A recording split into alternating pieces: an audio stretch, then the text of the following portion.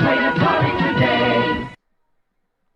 Greetings, it's Adam with IratA non grata and playing Jumping at Shadows, which I finally got a hold of after ordering it back in February of 2025. So this is my first play, just capturing it through a composite HDMI device on my capture card. But I'd seen just the trailers of this. I hadn't watched any gameplay. Controls are pretty straightforward, as I'm recalling just off the top of my head here. A is the dash feature, C is throw your little star thing, B is interact and jump. You can only interact with characters like Laura and Ernie that are on the screen here when you're on their left hand side, not if you're on their right. And and then number 3 on the gamepad allows you to put down a stick of dynamite. Now, so far I have not encountered any instances where there's like a secret. I mean, maybe there are secrets as far as, you know, put it down next to a wall, put down a stick of dynamite next to a wall, and then it disintegrates. But again, I'm not 100% sure since I haven't encountered any of that. But on one of the levels that I played, or I can't remember if it calls it chapters, and it has like kind of worlds and then a set of levels that you play within a chapter, I think it is.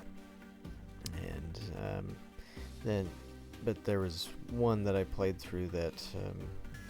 So you're supposed to collect these power orbs, which is represented in the upper left-hand corner of the screen, and oftentimes there are more of those orbs available than what you need to get out, and so I missed a few, but I'm pretty sure that I got through. I mean, I looked and explored and didn't notice any that were supposed to be missing there. But as you can also see, this game plays a lot with lighting effects, and so that's where I think it really stands out graphically. Is just its various transparent sprites and overlays and such, which does create a challenge in some areas, kind of like this one here, where it is a little bit hard. I mean, perhaps if you work on the gamma on your screen, or the gamma settings on your screen, then you can see a little bit better. But there are multiple instances, as I've played through it so far, where it gets very dark and you kind of have to just guess at times as to where the floor might be. Oh yeah, I should note that on platforms, if you're on certain platforms, if you push down, it'll allow you to jump down to the next one. And there are other elements spiced throughout this, but oftentimes when I'm talking about homebrew games, I'll look at them from the perspective of, you know, how might this have performed back in the day if this was released to the target platform back when it was still actively selling. Now, obviously, there's certain things like that loading screen animation there, which would have been unusual, I think. I mean, that's almost just the quality that it almost reminds me of something like Flashback, maybe. But I think this game would have fit in pretty well in like an early '94 release, and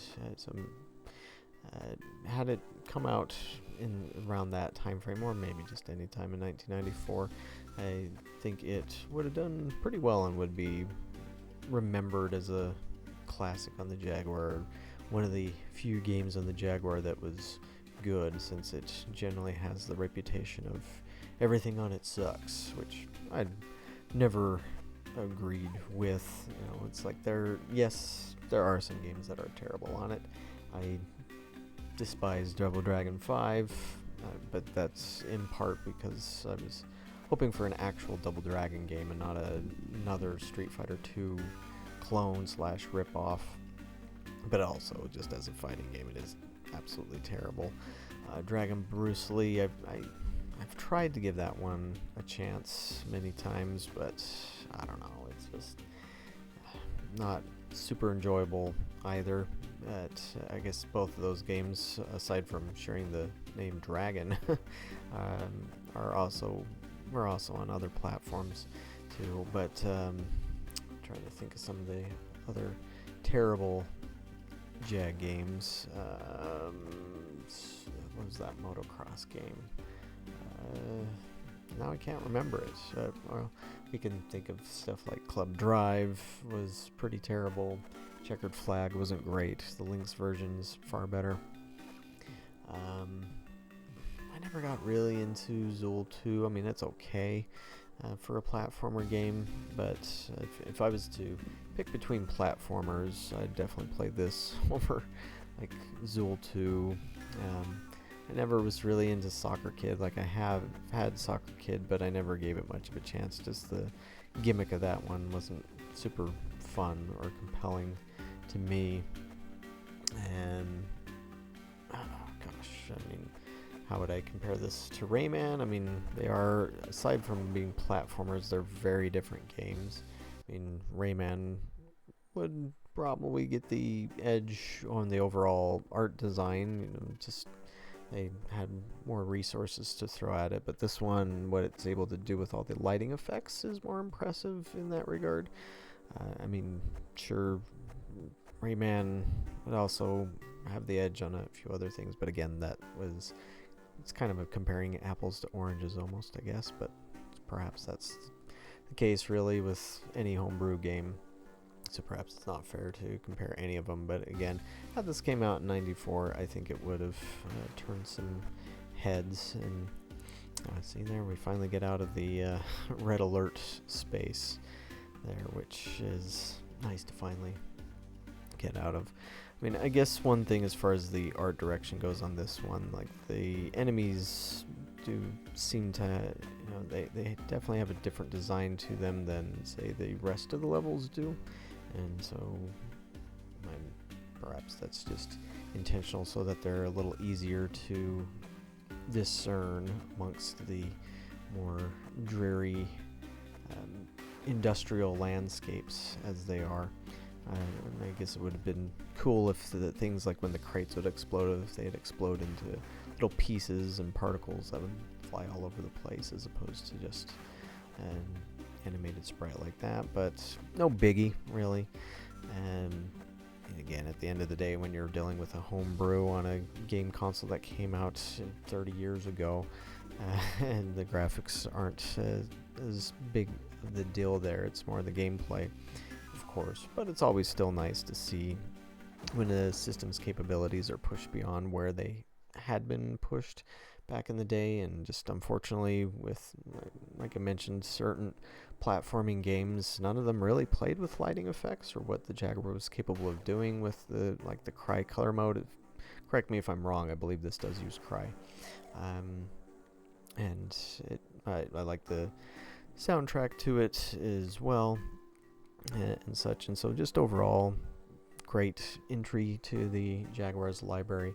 Also, I always appreciate it when homebrews are doing something original like this is, doing an original IP as opposed to doing, say, like an arcade port. I mean, I don't mind arcade ports as far as seeing if a console could handle a certain game, but they're not my go-to game, just because to me at this point in time, it's like, if I'm going to play an arcade game, it's easy to emulate that, or I have the actual arcade game sitting at my arcade, so I might as well play it there instead.